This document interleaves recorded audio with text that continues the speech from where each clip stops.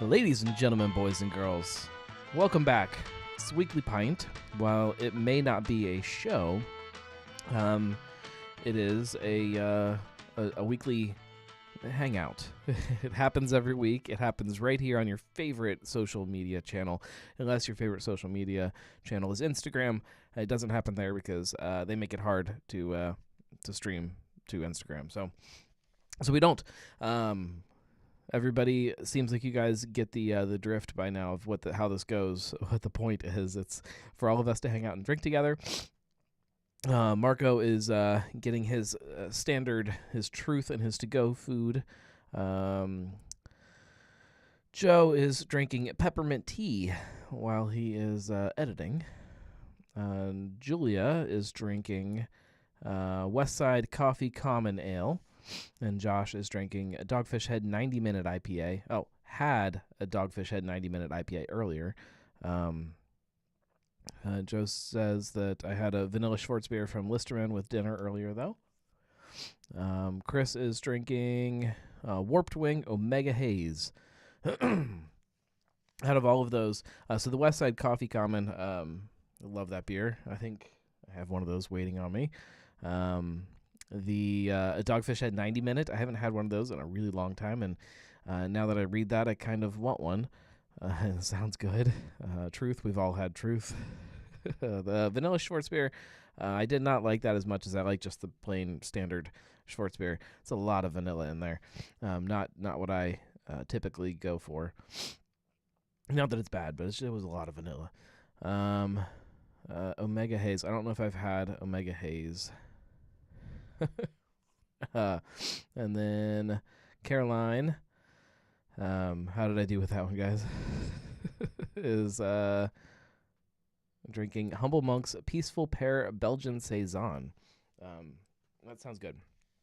I like a good saison as long as it isn't too yeasty, too Belgian-y yeasty. I don't even know if that's true anymore. I don't know. I need to do a Belgian taste test one of these days and see where I kind of sit in the whole thing. I didn't get as much vanilla in the vanilla Schwarzbier. See, I thought there was a ton. And it's possible that it varies from can to can. That's possible, I guess. I still have a few of them sitting around. I'll try another one later, maybe. Right now, I am sipping on some no-name sparkling water because these guys won't sponsor me. Or at least they just won't reply to my emails about sponsoring. But it's delicious. I love this stuff. Delicious. It tastes like sparkling water. It's plain. I don't know if you can call that delicious. But I am going to crack open a beer. And this is one that I have not tried yet, that I have been waiting for a very long time. You like that? The duct tape even matches the can. Actually looks pretty good. Rob and Jason from the flight crew say, yo. Cheers, guys. I got to crack open a beer. I can't really cheers with water. I think that's wrong. All right.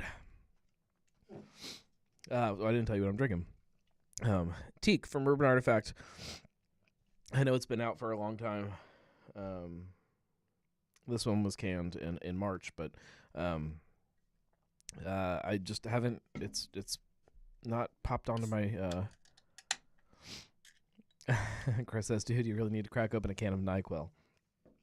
Yeah.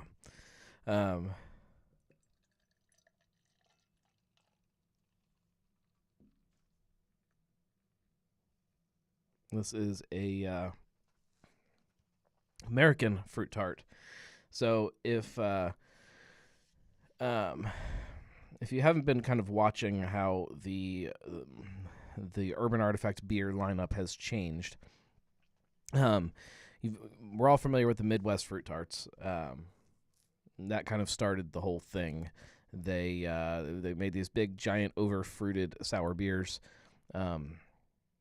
And they created a style around them called Midwest Fruit Tart.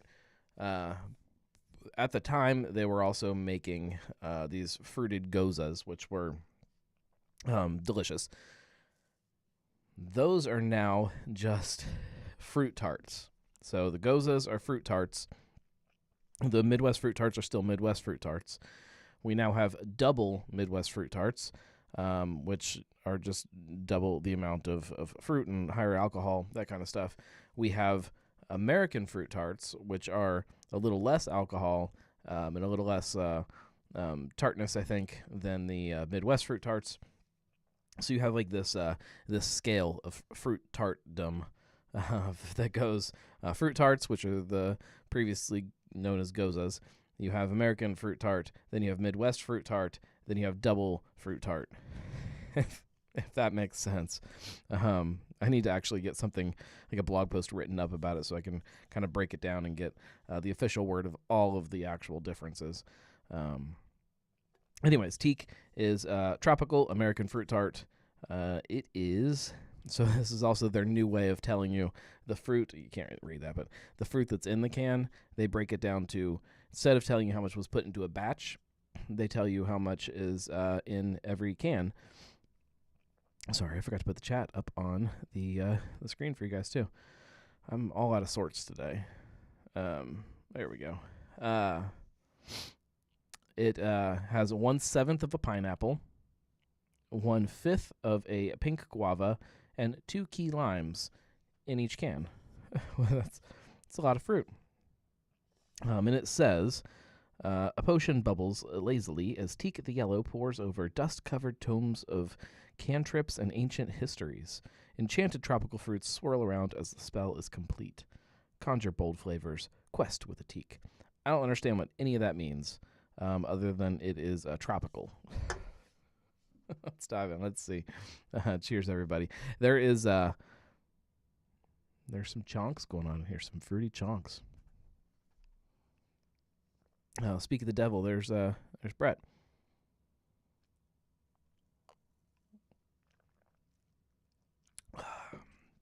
Oh yeah, that's good. It's like a nice little tropical cocktail. I could be really happy with a little bit of rum in that. Maybe a little umbrella. That's delicious. I love that.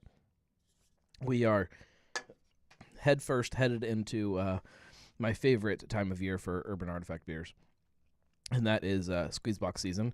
I love strawberry beers. I love real strawberry beers, especially. I actually kind of like fake strawberry beers too, but real strawberry beers taste way better. Squeezebox is, in my opinion, the best of the best.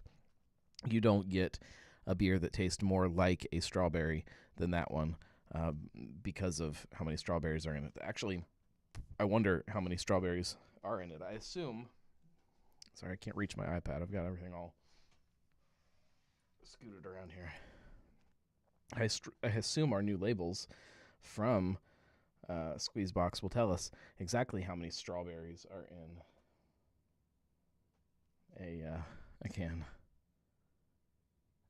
Brett says strawberry. Hell yeah, what did I just walk into? I was just cracking up with a beer, and it just so happened that I was drinking teak, which brought up the discussion of my favorite time of year for Urban Artifact beers. Strawberry season. Let's see. Where would I find this? So if there's anybody on here that doesn't know kind of the standard thing about the Weekly Pint, is that because it's not a show, sometimes there's lots of silence where I'm not talking. I'm flipping through something on my iPad or my computer trying to find something. Let's see. I really do love this new way of breaking down how much fruit is in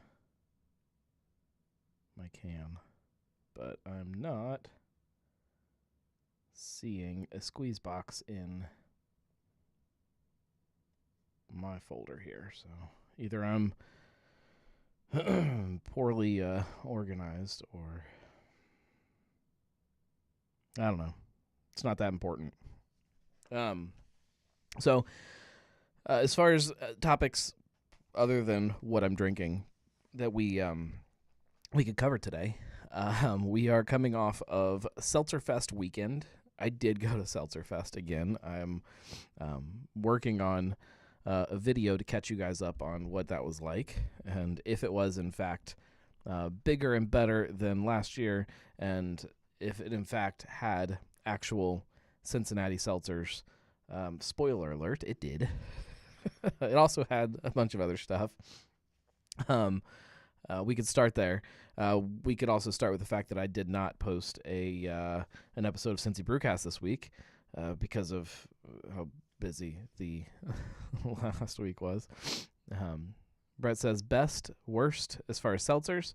I'm not going to say worst because the worst one the worst one that I tried, I think there were a lot that fell into the worst category. So I don't like a lot of like the normal seltzer. So the Mike's Hard Lemonade stuff that a bunch of people were really digging, I don't think it tastes very good. I don't like it. There was some kind of like Seagram something or other that was not great. It was also not good. But there were a lot of things that were the best. Obviously, I love Urban Artifacts seltzers. I think that that overly fruited, not a seltzer idea is where I want seltzers to be. If we are throwing in the other stuff, so like Rheingeist was, and this brings up a whole topic about this. Rheingeist was there with all the RG Bevs. Josh says just poured a lemonade. I still hate that name for a lemonade. The question is that seltzer? They made a big deal about talking about how it wasn't a seltzer, it was something else. And then here it is at Seltzer Fest. So with that being said, the Geist tea, the Geisty, brilliant name, and the stuff is absolutely delicious, especially with like a little splash of the lemonade in it. I'm all about it. But I think that's kind of cheating because I don't think that's seltzer. But and maybe I'm stepping on something that might be in the video that I'm putting together. But I'm having a real hard time understanding what is what in these categories. You know, there's canned cocktails, there are seltzers, there are hard sodas, there are hard teas, hard lemonades, and everything in between. And where do you kind of separate those? Hard. I think that much like beer styles, like I think that you need some kind of separation between them all so that people kind of know what they're getting and can figure out what they like and what they don't like. I don't like a lot of traditionally made seltzer. But if you take that same idea and you make just a carbonated seltzer with some kind of neutral grain spirit in it, that tastes good to me. I almost think that you have to be able to load it up with a whole bunch of something else, flavor-wise, to cover up some of the crappy seltzer flavor that's out there. I don't know if that answers any of the questions, what's best and what's worst. But I really enjoyed some of Rheingeist stuff. I love the urban stuff. I enjoyed. I have to look at the list again. Those are the things that jump out in my mind. But seltzer still is fascinating to me. Chris says, curious if anyone had Sonder Divot. Sounds like something I'd buy about 2 months from now. Yeah. I haven't got any cans yet. I drank some in the tap room right around when it came out, and I enjoyed it a lot. It's kind of on par with all that other stuff, but it is still a beer. It's just a lemonade and tea flavored beer, but it does still have kind of that beer base behind it.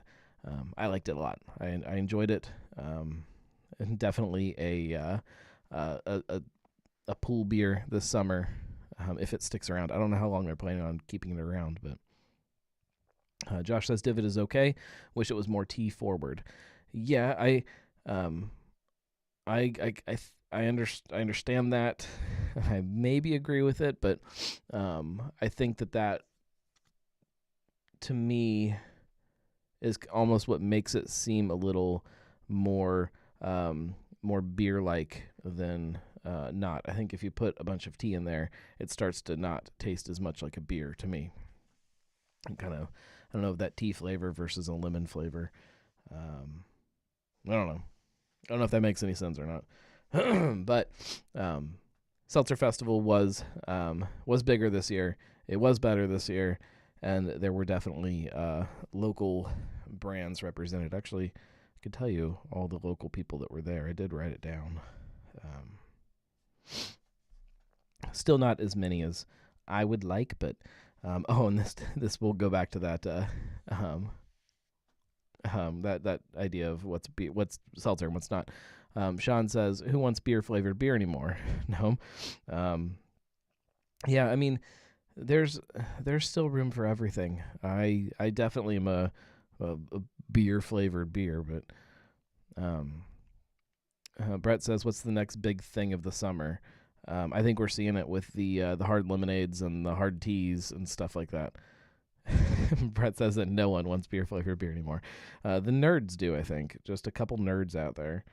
All right, so local seltzer brands that were represented. So obviously March 1st was there with their Astra. They had a bunch of different flavors of Astra. I guess all of the Astras that I can think of were there. I actually don't think I drank any. I've had enough Astra. I did spend a lot of time hanging out with the March 1st guys because they were there, but I don't know if I actually had any while I was there. Karakin was there, which starts off that discussion with their sparkling spirits, which when they first released the sparkling spirits, they were very quick to point out that it was not a seltzer.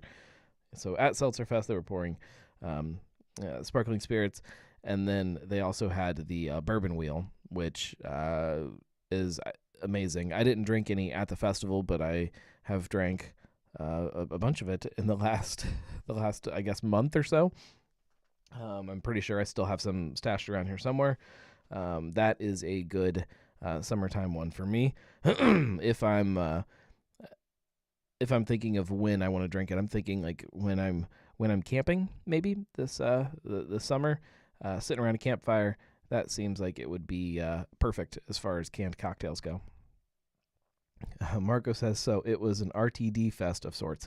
100%. That is what I would call it more than Seltzer Fest. And not that that's a bad thing. I think that is kind of the trend, but seltzer purists would be upset. Great Lakes, I don't know if we consider them local as far as the grand scheme of things. They're in Ohio, so I'll count them. They had whatever their seltzer things. It's like they were terrible too. They do like it's a seltzer, but then they hit it with like agave at the end to kind of make it taste like a tequila cocktail. But it doesn't taste like a tequila cocktail at all. It tastes like it tastes like somebody tried to describe a tequila cocktail, then make that thing that somebody described, then they ran it through a dirty sock, and then put it in a can that has terrible branding. So that's that. Sorry, Great Lakes. Twisted Tea was there. So the Sam Adams brand of families, the Truly, They were an event sponsor, so there was a lot of Truly there. In addition to the Truly, there was the Twisted Tea, and then the Bevy Long Drink, which can't remember if I ended up trying that or not. I actually think I missed trying it, but from what I've heard, it's not amazing. Sean says, dirty socks. Yeah, I'm sure that there is some technical reason why that happens in some things. I don't know if it's a fermentation something or other with the sugar base. I don't know. Brett says long drink is fun. Traditional long drink or the Bevy long drink, because from what I've heard, the Bevy is not nearly as good as the whatever the other long drink is that Brett says it's a cool mixed drink. Now we're talking about something else. A long drink is a cocktail. There are several different ways that you could consider a long drink.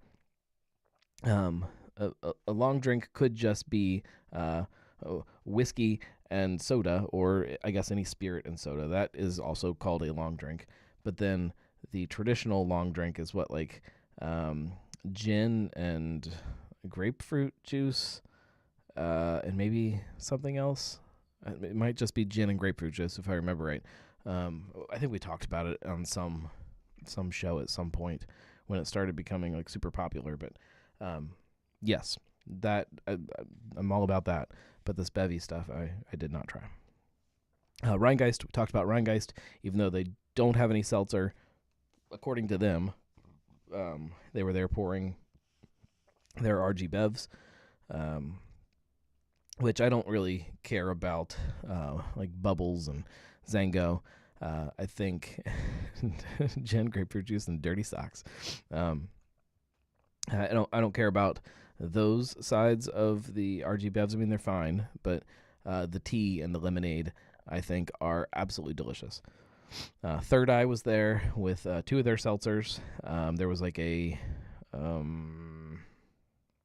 cherry vanilla seltzer, and then a cherry vanilla, I want to say peach, something like that, all together. I did not try those. Mad Tree was there, pouring cans of Sway, which, again, they were very quick to point out was not a seltzer. It's a canned cocktail made with vodka. I mean, if we're gonna air it all out right now, my gripe with Sway is that it's like a 5% canned cocktail, and they're selling it for like $12.99 a 4-pack, something like that, which I think I don't know who it's for. I don't know who's buying that. It's not for the canned cocktail folks, because they want an actual canned cocktail that's a little stronger. They don't want to have to add more vodka into their can. The seltzer drinkers, I don't think want to spend $12.99 on 4 12-ounce cans. I think they're still looking for a normal price. Brett says, truly hard vodka soda seltzer, hard flavor. He also says Twisted Tea slaps.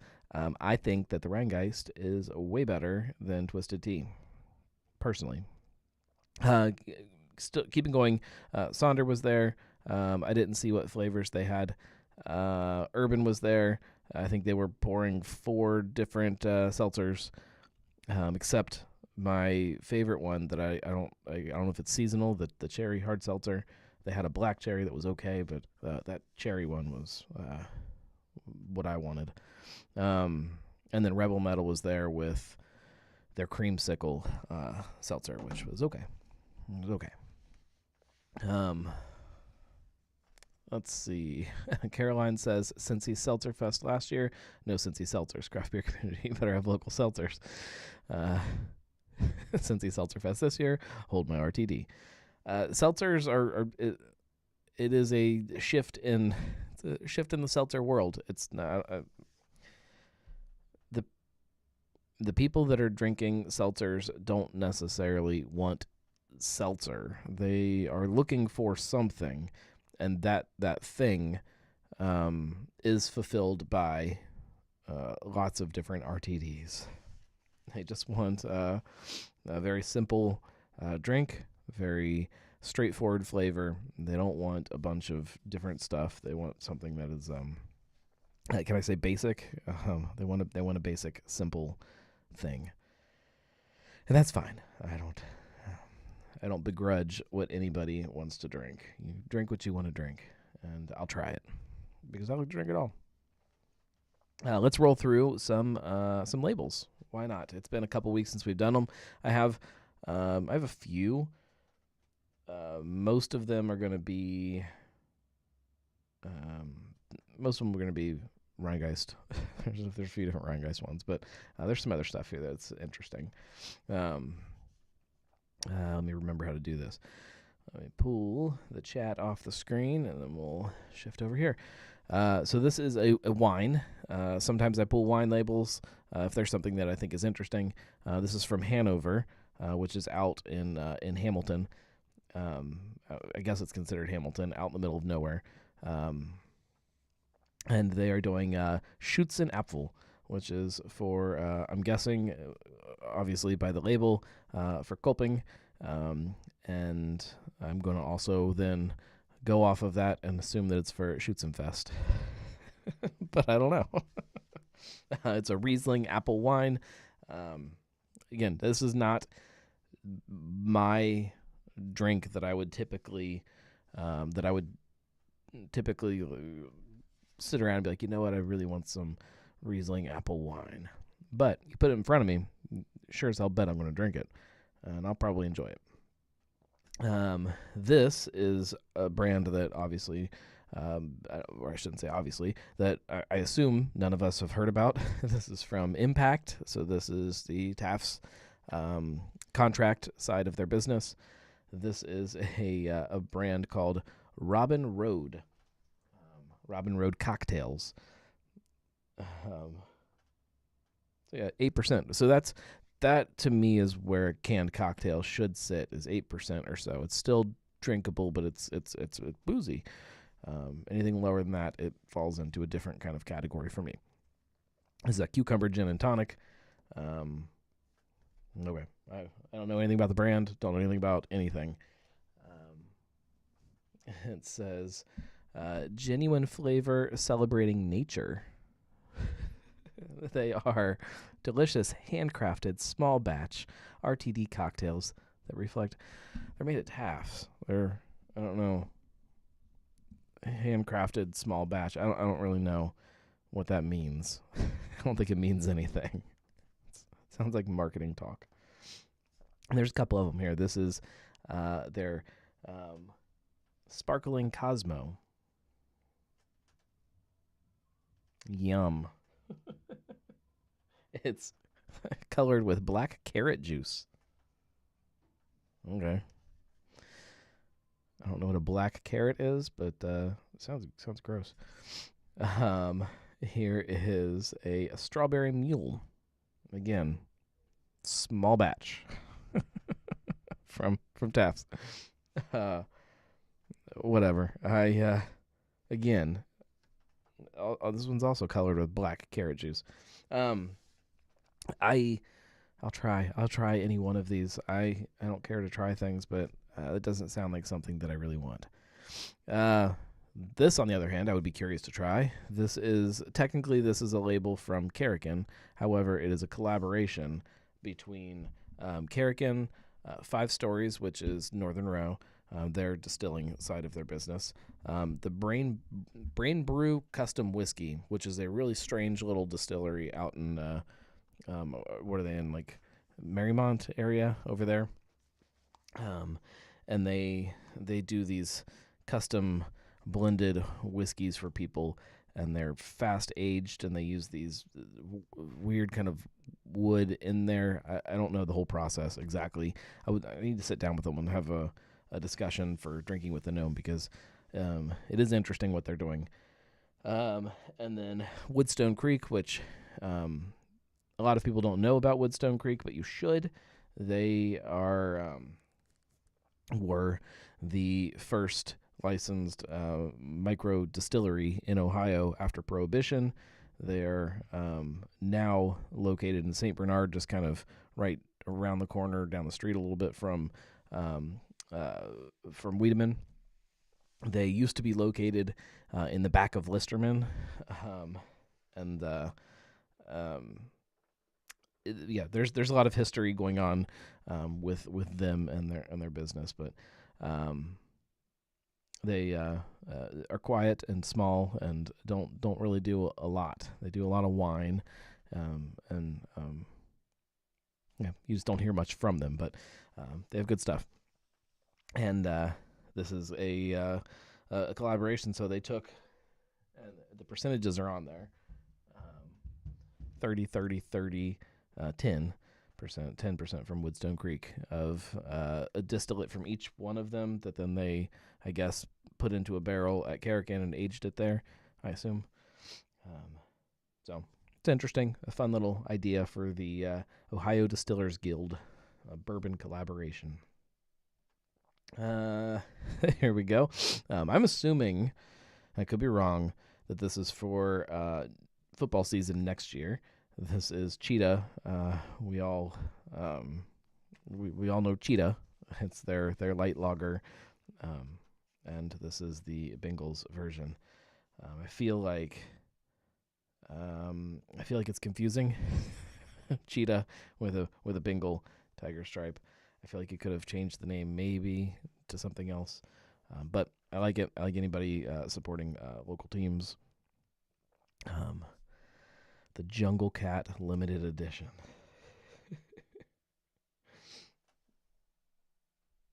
Jungle Cat jersey. Oh goodness.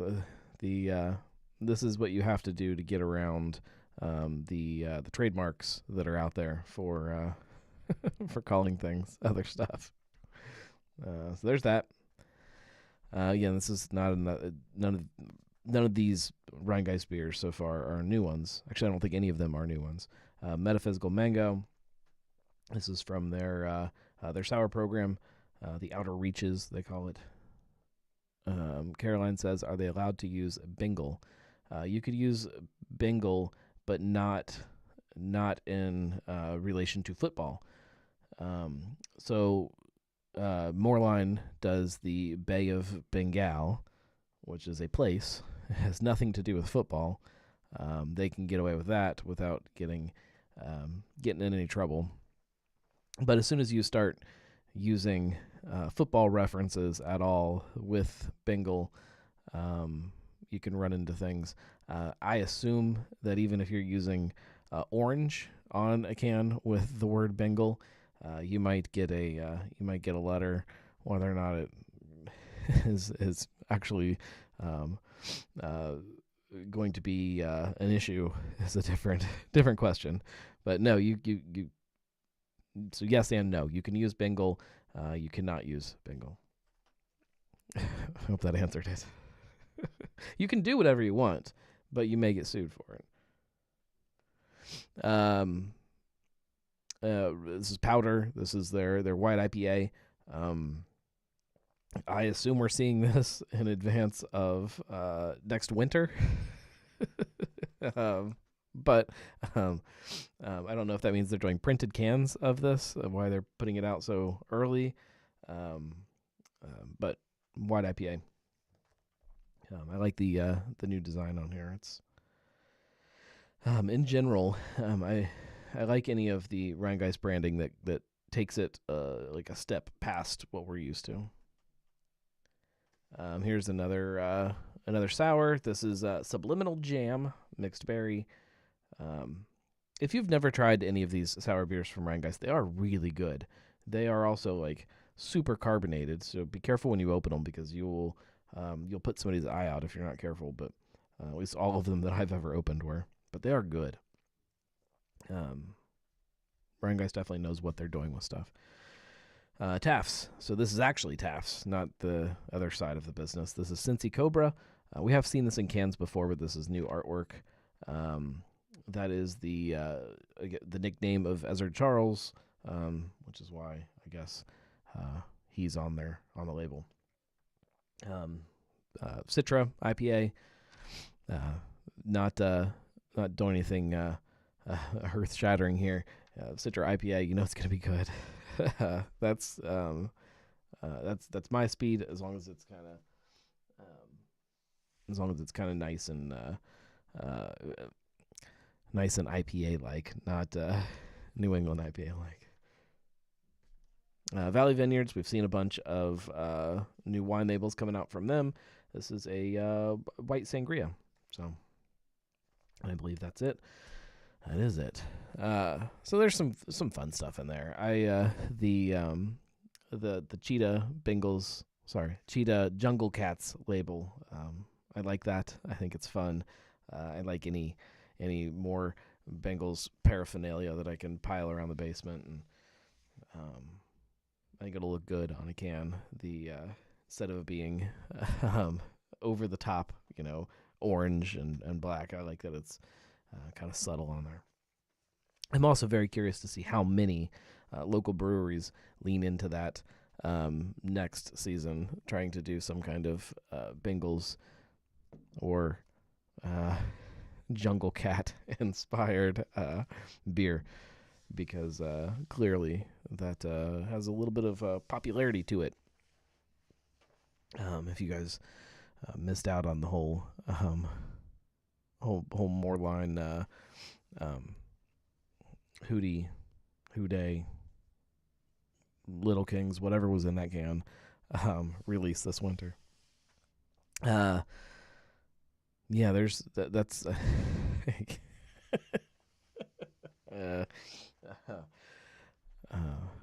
lots of fun stuff happening around town right now. I still have not heard any more rumblings about what's going on up in Monroe with the old Rivertown location. Despite everybody being absolutely convinced that it was bought by some brewery, nobody knows any more than that. Margo says, use Joe Burrow's game-worn socks as a filter. That would work for if you're going to do like a seltzer. So if there's nothing else, we could start wrapping it up here. But if there's anything you guys want to talk about, feel free to throw it out there and we can go. But there, like I said earlier, there is no Brewcast posting this week.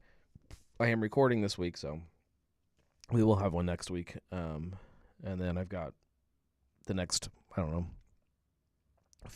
or 4 shows scheduled out from there, plus a couple other fun things in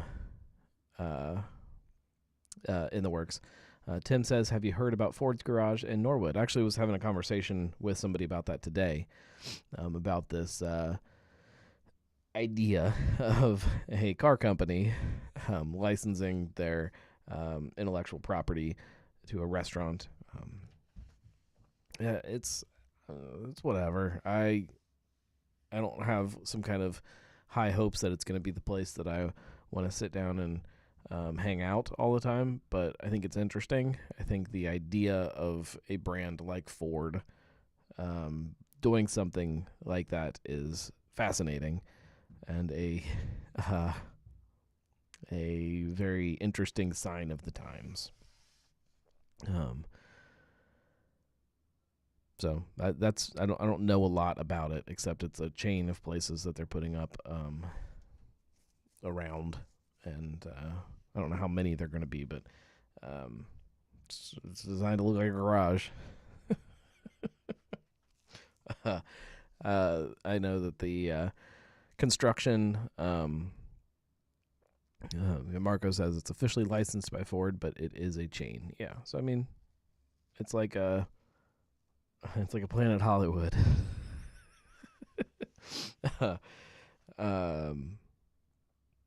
The construction on the high wire there in Norwood has officially started now too, so they're underway. That should be happening. There's other stuff. There's other stuff happening too that will be interesting. That we'll talk about eventually when we can. I think that there are a lot of places now that are kind of settling in post COVID and figuring out where they go from here and what it means for them as a brewery, as a company, and the beer business is a very strange one right now. Yeah. Oh, this is if we were all actually sitting over beers, there would be lots of stuff to talk about. But since I know that this is a live broadcast and sticking around forever, yeah, we will hold off on some things. I am recording next week another episode of Drinking with the Gnome, so I am starting to. I still haven't posted any of them, but I am starting to stockpile a few episodes.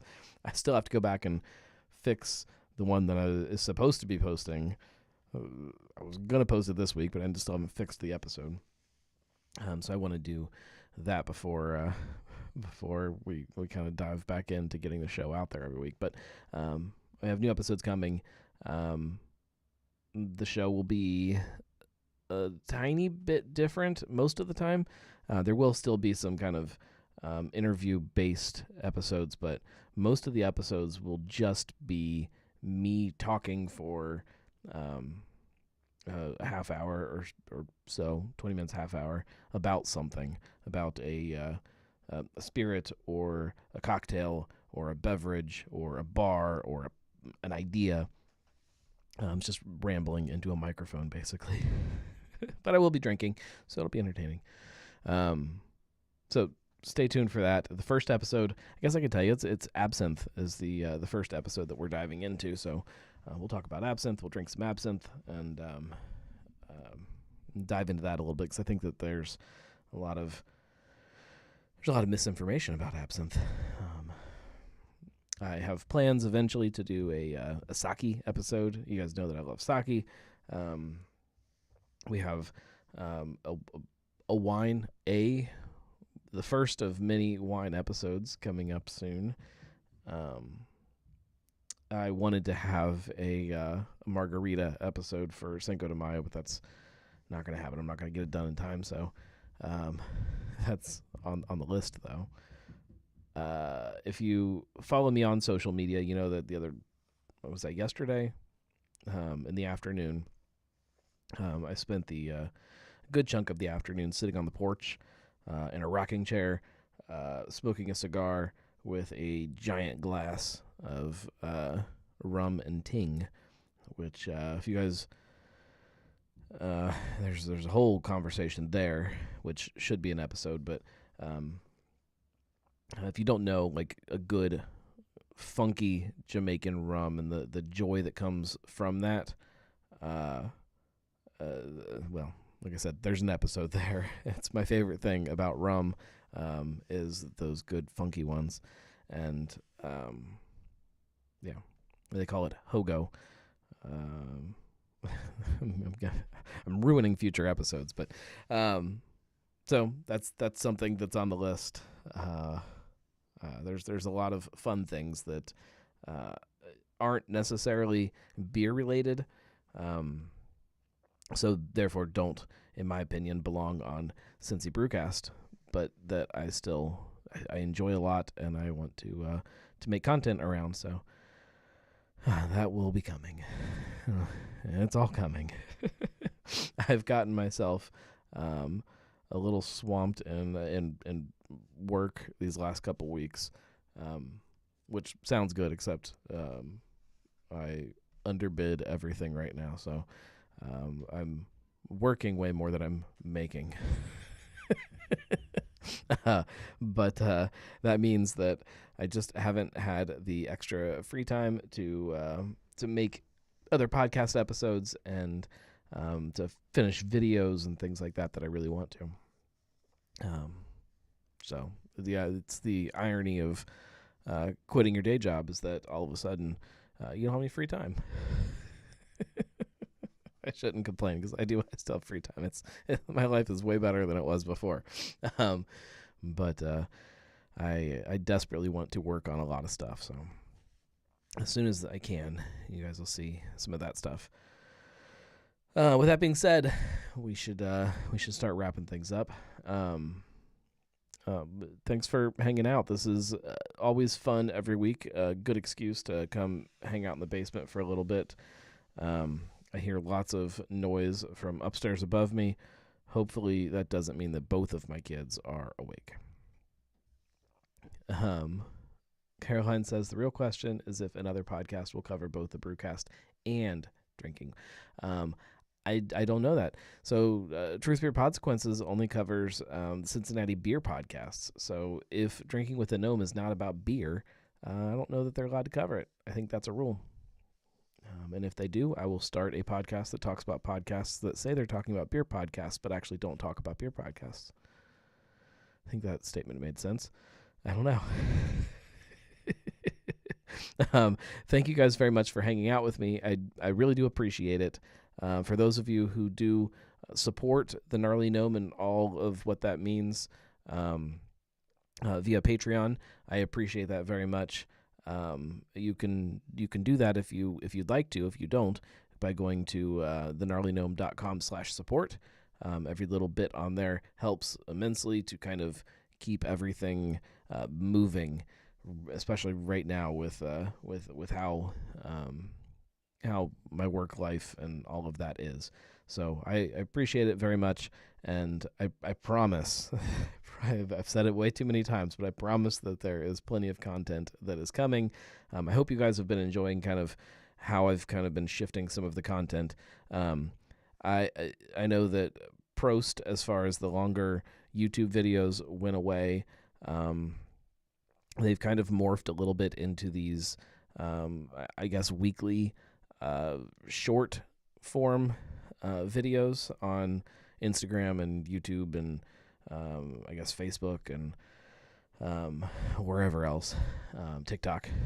And I kind of like making those a lot.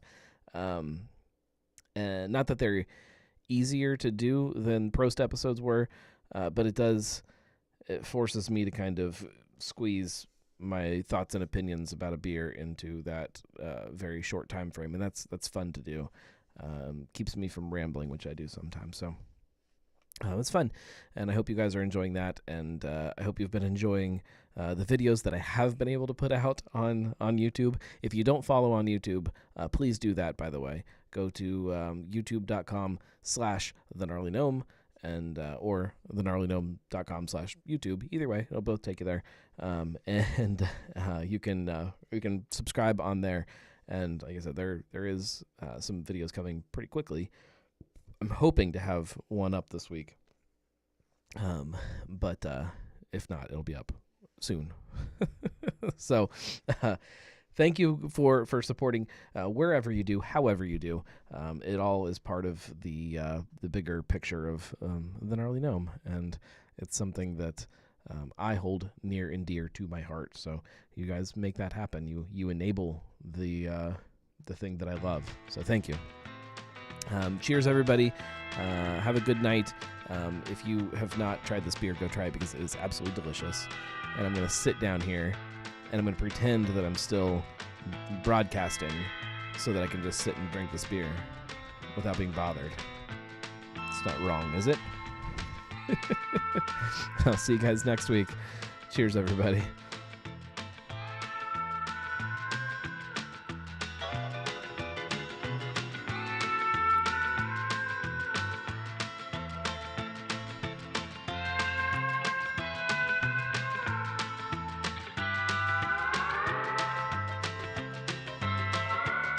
I think I'm going to make margaritas live on Cinco de Mayo, I think, in the evening.